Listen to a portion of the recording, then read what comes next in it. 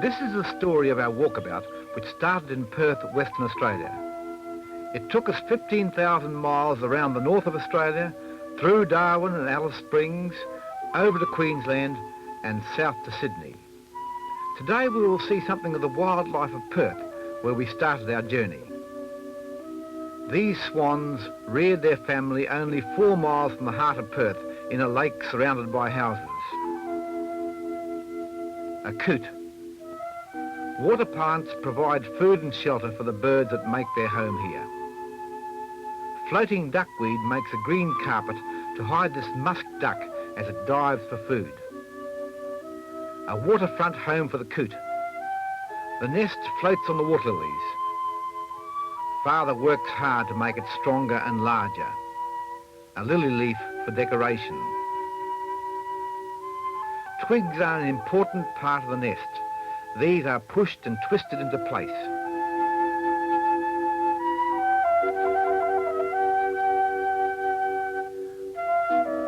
The lake is a busy place, a favourite spot for other birds besides coots. Silver gulls are alert for a piece of bread, or a fish, or a coot's egg, or even a baby coot, but not while Father is watching. Life settles down to a peaceful routine again. Mother and Father coot share nesting duties. While one sits, the other feeds. The sitting bird keeps alert for danger.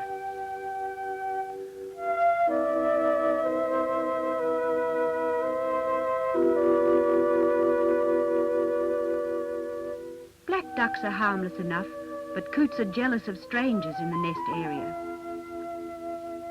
Black ducks too have their family problems. A brood of ducklings needs a lot of feeding.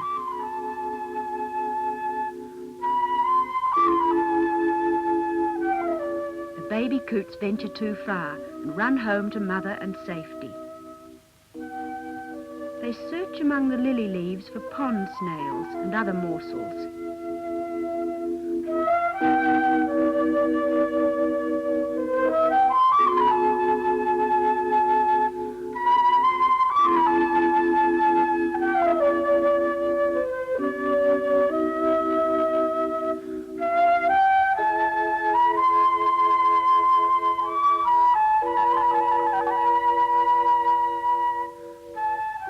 As the chicks grow larger, voyages into the open water become safe. Here Mother can dive deep and bring up more food for the babies. In the trees, night hunters wait for darkness. Night herons are long-legged waders of the shallow water.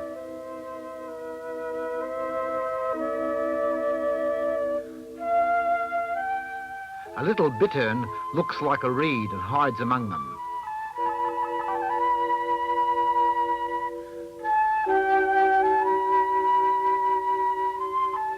A tree frog waits for darkness.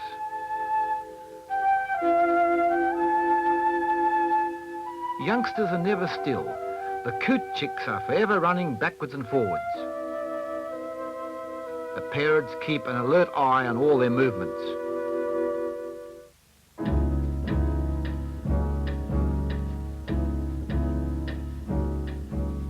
For the black swans, life is easier. No enemy is big enough for them to fear in this lake. So adults and chicks graze on the water's edge and move slowly off should any land animal come too near. Floating among the weeds in the shallow water is a dabchick nest. The dabchick sits patiently on the eggs while its mate brings more weeds to add to the home.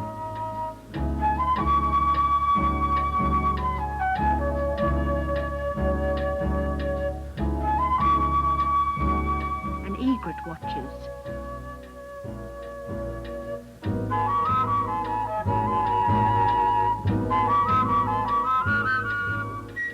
The dabchicks change over to allow the sitting bird a meal break. The long-necked tortoise begins its search for food. The dabchick floats alert among the weeds.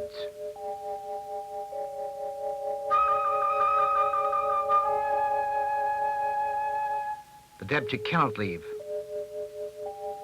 The sitting bird covers its nest to hide the eggs. Now the nest looks like a heap of weeds.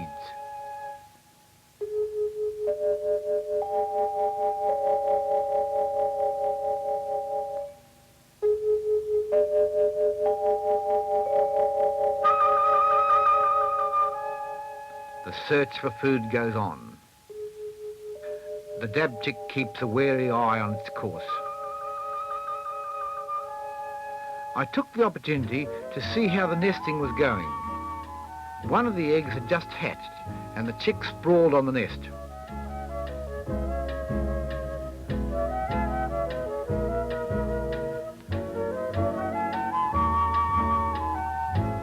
The chick takes to the water, able to swim only minutes after hatching. And our old youngster is not really ready for a long swim.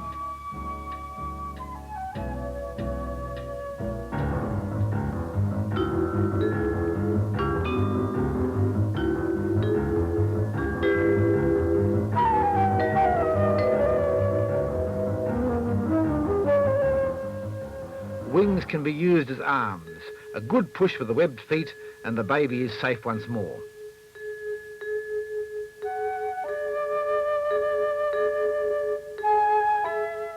The dab chick feels it is safe to return.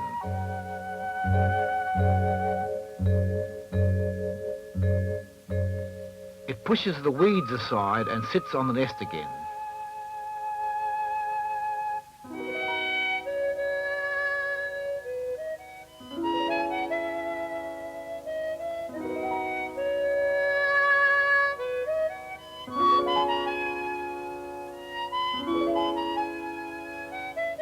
Peace at last.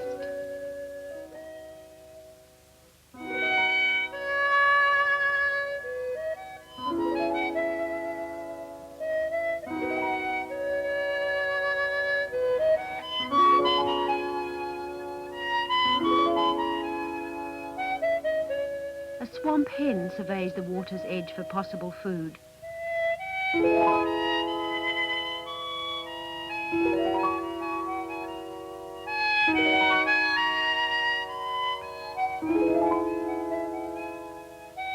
Most of the time, the birds of the lake feed peacefully together. Time passes and the babies are growing up. The young coots still need the parents' help in finding food. So the animals of the lake grow to adulthood.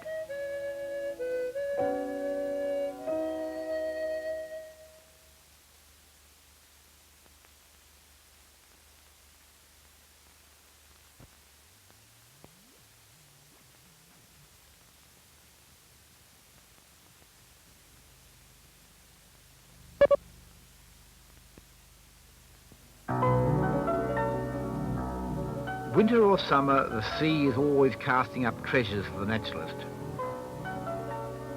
Silver gulls comb the beaches. A wandering albatross, largest of all the world's flying birds, finds refuge from winter storms on a local beach. Cape petrels may find winter too severe for them. Unable to find food, this petrel comes ashore.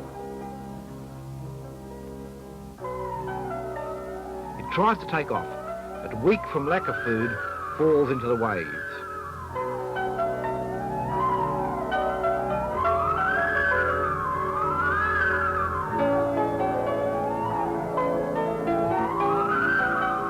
We often visit this beach 6 miles from the city.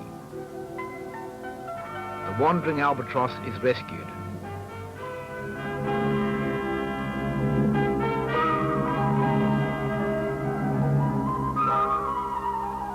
Carol picks up the Cape petrel. Soon this sick bird will be in good hands.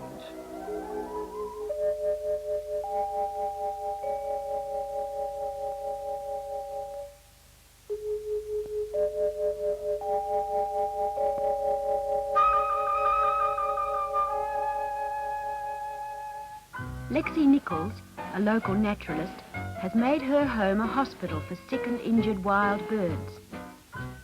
Lexi takes one of her patients for its daily swim. This crested penguin is equally at home on land as in the water.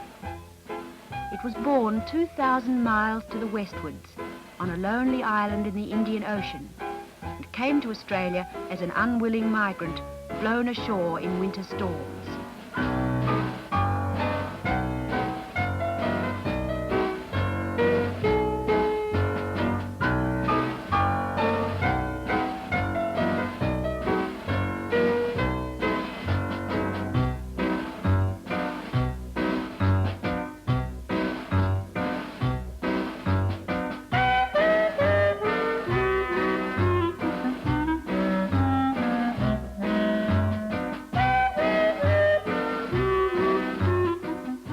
Darren and Kathy prepare a plastic pool to hold their finds. Filled with seawater, it becomes an aquarium in which living animals can be watched. A piece of cuttle bone covered with barnacles may seem uninteresting on the sand. In the water it comes to life. The goose barnacle uses its feet to sweep food into its mouth. Long ago, people thought that barnacles like these changed to barnacle geese. The barnacle is actually a relative of the crabs and crayfish. Fishermen use floats to hold up nets and lines. Cast adrift, they collect hitchhikers like oysters and other forms of sea life.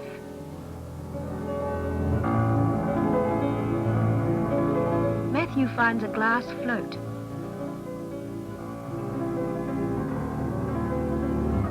Nature thought of it first.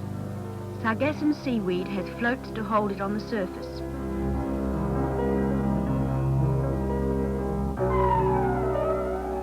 Bird beachcombers search the sand for food scraps. These red-capped dotterels not only find food here, they also make a hollow in the sand to hold their eggs. Human visitors do not worry them, so long as the nest is not disturbed.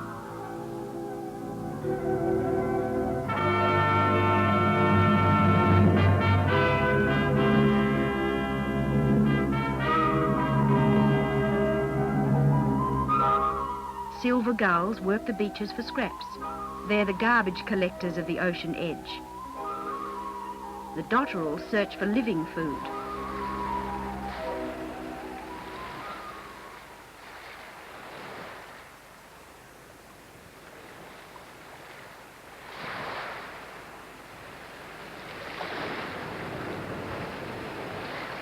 The sea provides many pleasures. Underwater explorers return with a well-filled bag of trophies.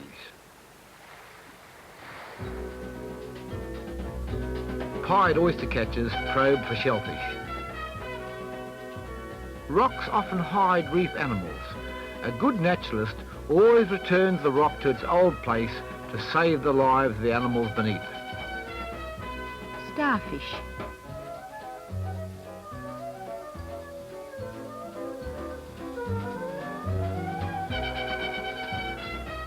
A boxfish, safe in its bony armour, can face all the dangers of the reef.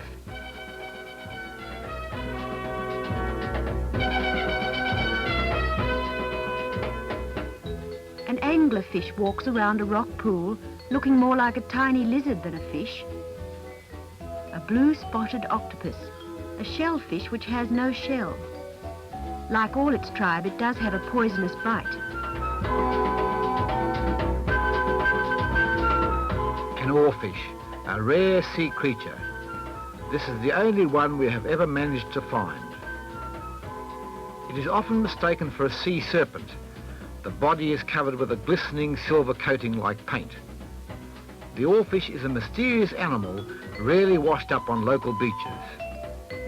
This one we found was about 12 feet long. In the water, it would look like a huge snake. In early days, this fish was called the king of the herrings. Any injury to the king and the herrings would go. The body, though about a foot in depth, is only a few inches in width. It looks like the blade of a giant oar. The large eyes and long pectoral fins make a frightening snake-like head. The pied cormorants, though fish eaters, would find an oarfish a little too large to swallow.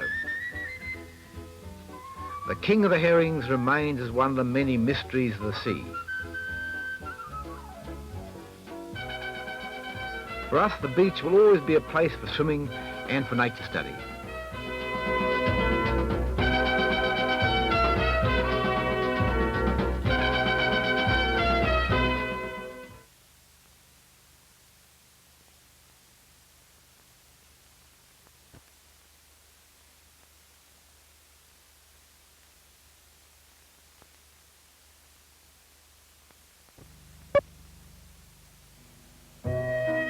The easiest of walkabouts is in the home garden. When building our house, we left a patch of bush to make our front garden. The beautiful blue wren.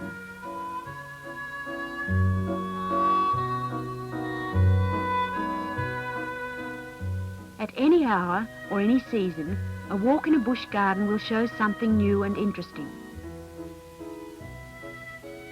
A diamond bird nests in a hollow tree and watches us without alarm. We are as much a part of its world as it is of ours. A praying mantis, the killer of the insect world. A diamond bird looks on insects as food and takes a great interest in anything we disturb. Our garden is kept free of pests by these friends. The green colouring hides it in the leaves, and it moves slowly looking for insects on which it feeds. Here is a honey eater. This red wattlebird probes a banksia flower with its long beak. Its tongue is like a brush to sop up nectar.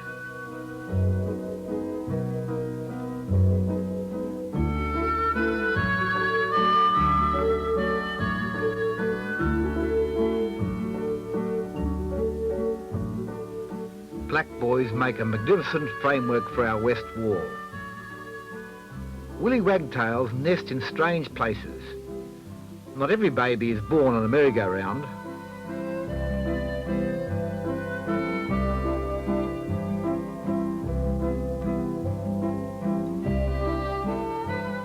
Kookaburra nests must be built in holes.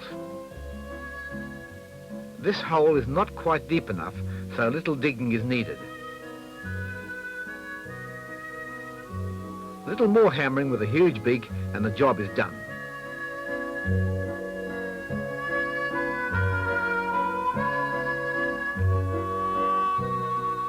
Matthew and Carol enjoy the sunshine. And Karen and Kathy spend a lot of time in the bush garden.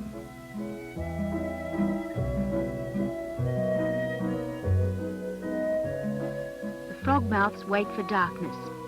These huge nightjars are masters of camouflage.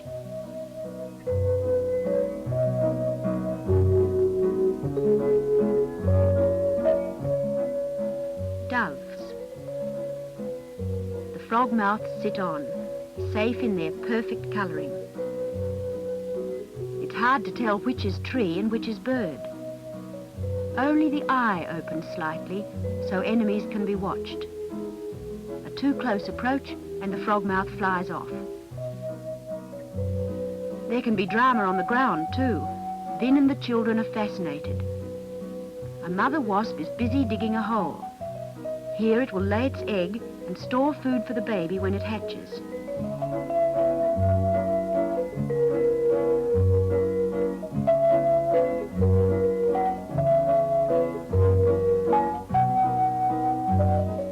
Guests arrive, only to find their host too engrossed to welcome them. Its nest hole dug, the wasp shuts the front door. A caterpillar must be found as food for the baby wasp when it hatches.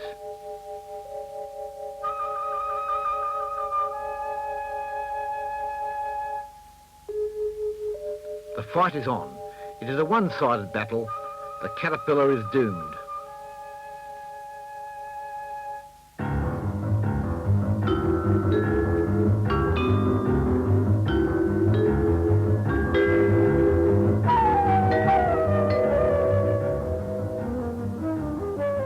Delicate work now. The wasp does not kill the caterpillar. Dead, it would soon rot. Instead, the wasp stings carefully along the whole length of the body. The poison will hold the caterpillar paralysed, but alive.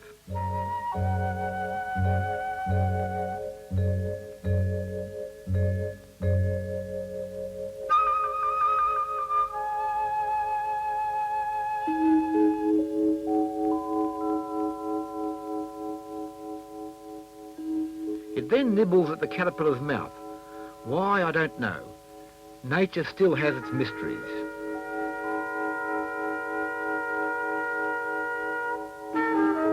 The caterpillar weighs 5 times as much as the wasp.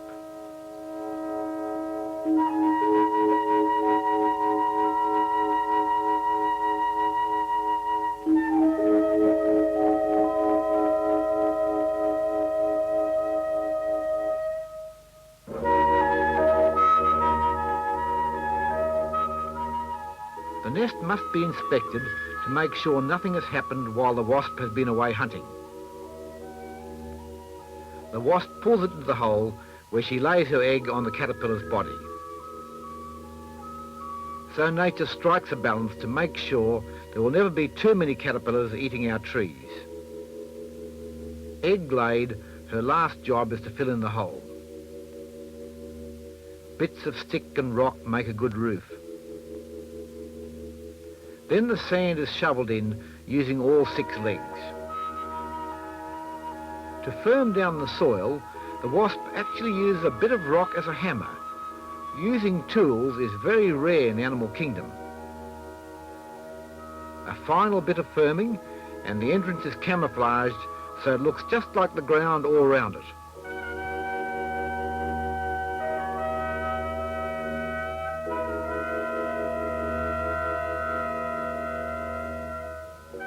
From that white egg will hatch a wasp grub which will eat the helpless caterpillar. A year later, the new wasp will emerge.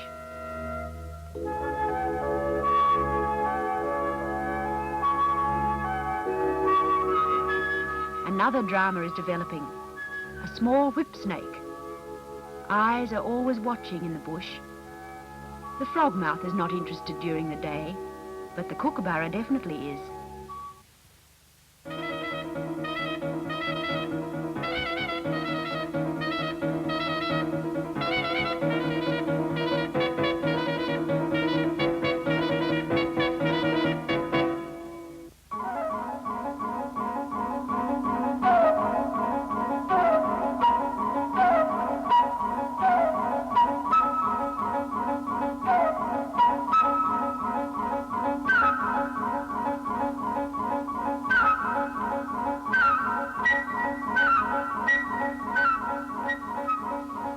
Tenderizing.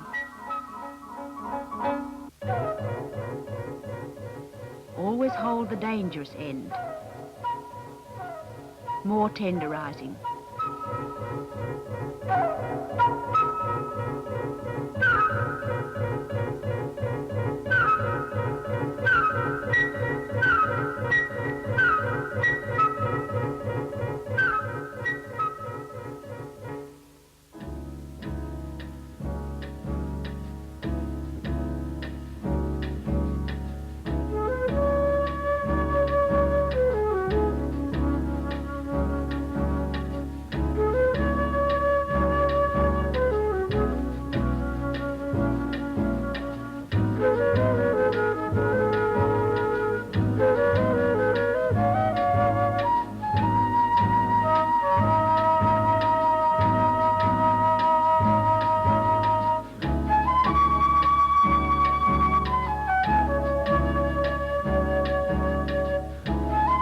Play is over.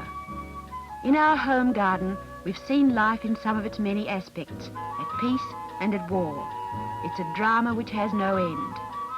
In the weeks to come, our nature walkabout will take us 15,000 miles right round the top of Australia.